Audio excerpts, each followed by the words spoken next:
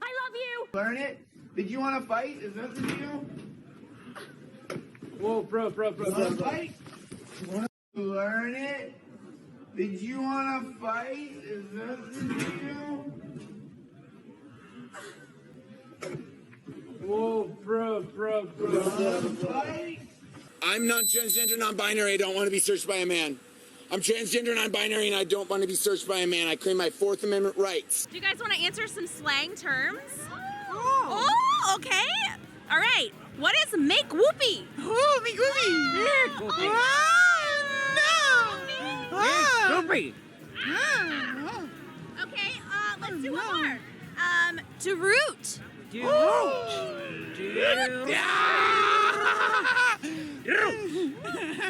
Yay! And so I wonder if you would say something for me. Would you say into the camera, heteropatriarchy, your wrath upon this world is over? Oh my God. I want it so bad. Heteropatriarchy, your wrath upon this world is over. Hetero? Heteropatriarchy. Heteropatriarchy. Misogynist, sexist. Yes. Your wrath upon this world is over.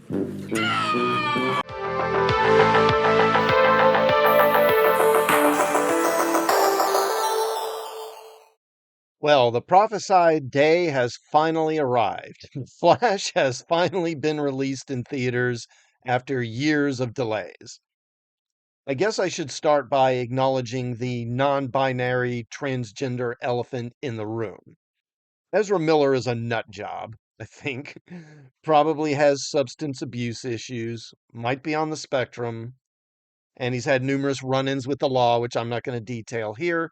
And if you refuse to see this film because of Ezra's actions, hey, I totally get that. In fact, if you're not a fan of Ezra, you're probably not missing much here, because The Flash is chock full of this idiot.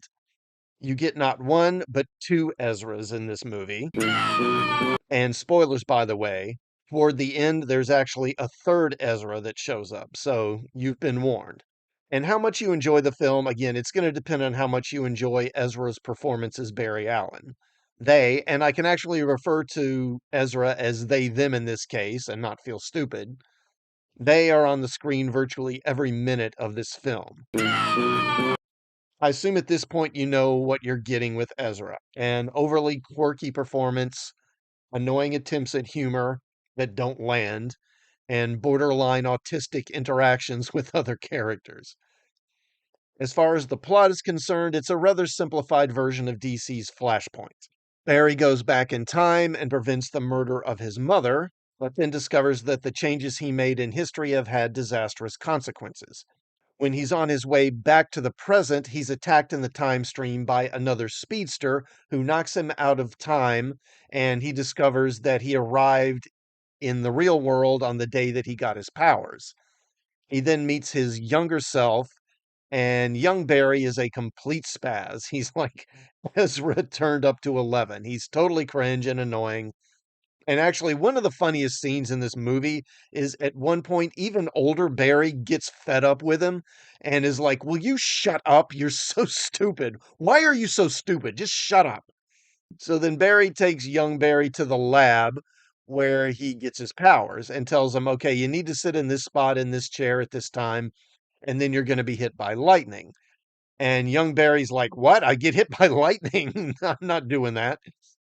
And then they get into this tussle, but then the lightning strikes, but it hits older Barry first, and then young Barry, and it transfers the powers so that now young Barry has super speed and the older Barry doesn't. Then the next day, Zod arrives, just as he did in Man of Steel, but older Barry can't find any trace of Clark, so then he searches for the other Justice League members, but he can't find evidence of them either. Victor Stone's around, but he isn't Cyborg. He's still just a normal person. Arthur hasn't been born. He can't find any trace of Diana.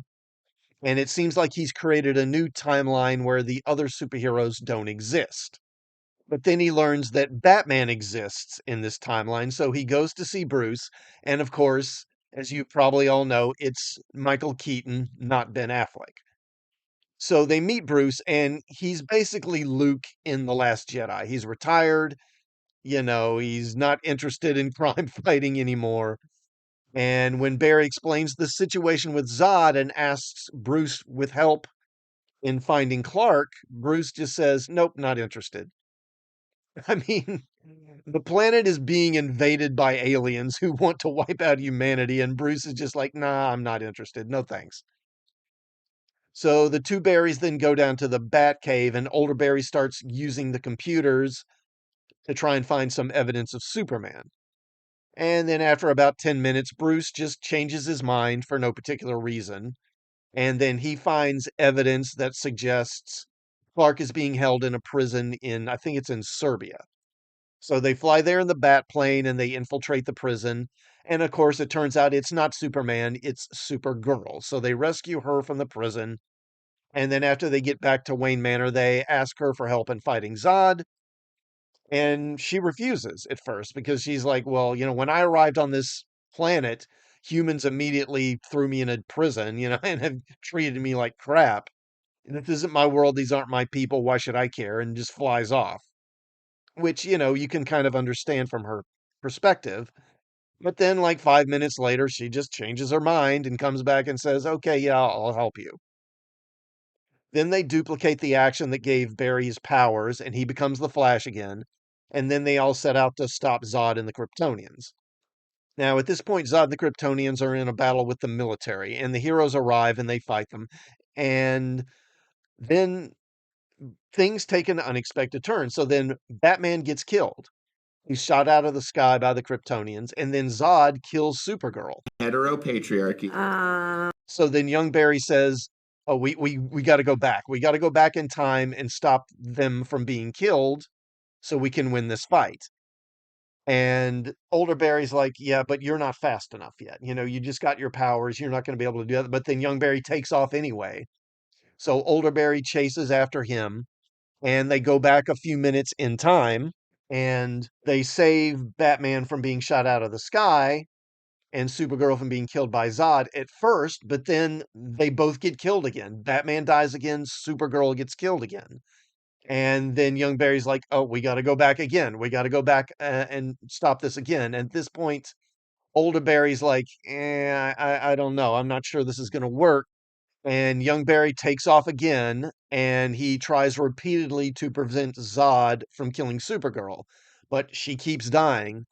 And older Barry tells younger Barry, look, I don't think we can stop this. This whole timeline is doomed. This world I've created is doomed to be destroyed by the Kryptonians.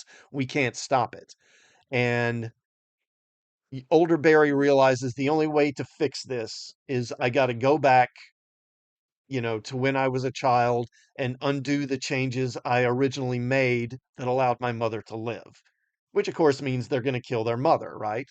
Or Barry's going to kill his mother. And of course, young Barry's like, you're going to kill mom? Hell no, we're not doing that. So he keeps trying again to defeat Zod, but it's not working. And it's at that point that the timeline starts to destabilize and sort of collide with each other. And this is where we get a series of cameos, which you've probably heard about. We see George Reeves as Superman. We see Adam West as Batman. We see Christopher Reeve and Helen Slater as Superman and Supergirl. We see we see Nicolas Cage as Superman, and he's fighting a giant spider when we see him. So I'm sure when he sees this, Kevin Smith will be amused, or maybe he'll just cry. I don't know, maybe. And what else? Oh, we see John Wesley Shipp as the Flash, but he's not the '90s Flash. He's not the '90s Barry Allen. We see him as Jay Garrick, the Golden Age Flash. Now, earlier when Barry had gone back in time and made changes to save his mother, when he was returning, he was attacked by this mysterious speedster in the time stream. And then this mysterious speedster returns, and it turns out that the speedster is actually the younger Barry. The younger Barry stayed in the time stream and kept trying to fix this thing, and he spent like an eternity doing it. And it's driven him insane, pretty much. And then he attacks the older Barry, tries to kill him. So then the younger Barry sacrifices himself to prevent the crazy Barry from killing older Barry, if you're following this. And then once the younger Barry dies, the crazy one disappears, ceases to exist. And then the different timelines sort of start to disappear.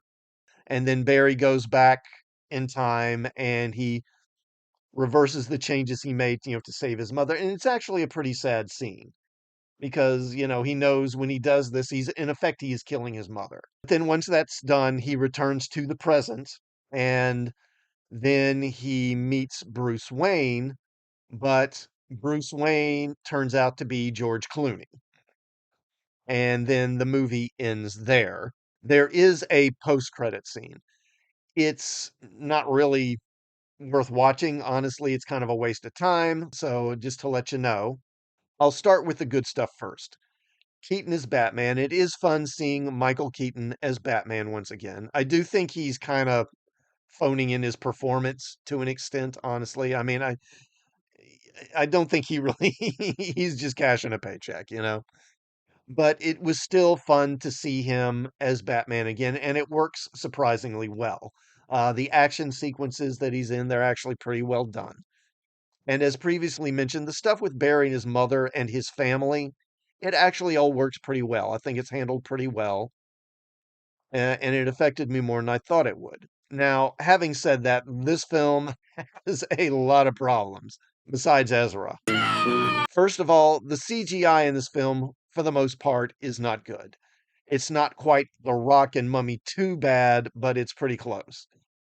I think at some point, probably after Warner Brothers was sold to Discovery and James Gunn was picked to reboot things, I think the studio just decided to stop spending money on this thing. They were just kind of like, look, this thing's going to flop no matter what, so let's just stop wasting money on it. And there are several elements of the plot that didn't work or add up or really make sense. Now, to an extent, when you have time travel, that always comes up.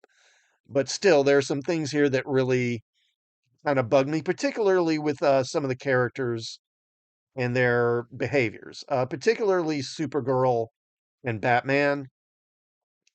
Batman and Supergirl both initially refused to help the two Barrys to fight Zod, right? But then later, a few minutes later, they both change their minds and come around and say, okay, now I'll help you. It just doesn't seem like their reasoning was organic. They just make these decisions because the script needs them to. And then there's the whole issue of Barry's mother's death. Now, we know from Justice League that Barry's mother was killed when he was young. And actually, at the beginning of the movie, we learn that there's some new video evidence that's going to be presented to help exonerate the father. Now, this evidence turns out to be some video footage because what happened was the mother was making spaghetti. And actually, that's another thing I noticed in this movie. There's this weird motif with spaghetti and with noodles throughout the movie. You repeatedly see people eating spaghetti. At one point, Bruce Wayne uses noodles to kind of as a metaphor for time travel, and it was just odd how that kept coming up. But the mother was going to make some spaghetti, but she had forgotten to pick up tomato sauce. So she sends the father to get tomato sauce. Right now, while the father's out at the store, the attack happens. And then the father comes back and finds the mother, and I think she's got like an abdominal wound and she's bleeding. And he tells Barry to call 911. So he was at the store. And then at the end of the movie, after he gets back to the present, he goes to this court date and they present this video evidence from the store that shows he was in the store at the time of the murder and that exonerates him. Okay, that's great, but what the hell? It's like that was like 20 years ago, and you just now thought, hey, he was at the store. Maybe there's video camera footage from the store that shows he was there and that will show he didn't do it. I mean, it took you 20 years to think of that? Dude, get a new lawyer. I mean, what the hell? But anyway, the father gets exonerated, so it's like a happy ending. Okay, that's nice. But they never really deal with the issue of, okay, well, if the father's innocent and didn't do it, Okay, well then who murdered the mother then? If you know the comics, you know it was the Reverse Flash, one of Flash's enemies, who went back in time and murdered Barry's mother. And I'm sure that in the earlier drafts, that's who it was, because originally they were going to do Flashpoint story. I think that was more like the comics before they went through tons of rewrites and there were all these changes in leadership and direction at Warner Brothers. But through all the rewrites, the Reverse Flash got completely dropped from the script. He's not in it at all. And so they never really deal with that issue. Okay, well, the father didn't kill her. Who did? It's never addressed. Now, one thing I will say in this movie's defense is that it isn't woke. With them replacing Superman with Supergirl, I thought it was really going to go in a woke direction, but that doesn't really happen. In fact, Supergirl in the movie, she can't beat Zod. Heteropatriarchy. She fights him and gets killed multiple times. Heteropatriarchy. Anyway, at this point, the DCEU or the Snyderverse or whatever you want to call it, it's like a dying animal. Honestly, it just needs to be taken out behind the barn and put out of its misery. And as for the Flash, I'll give it a 5 of 10, I guess. Anyway, let me know what you thought of the Flash in the comments. And please like this video before you leave. And also please sub to the channel and please check out some of my other videos. And I will see you all next time. Thanks for watching.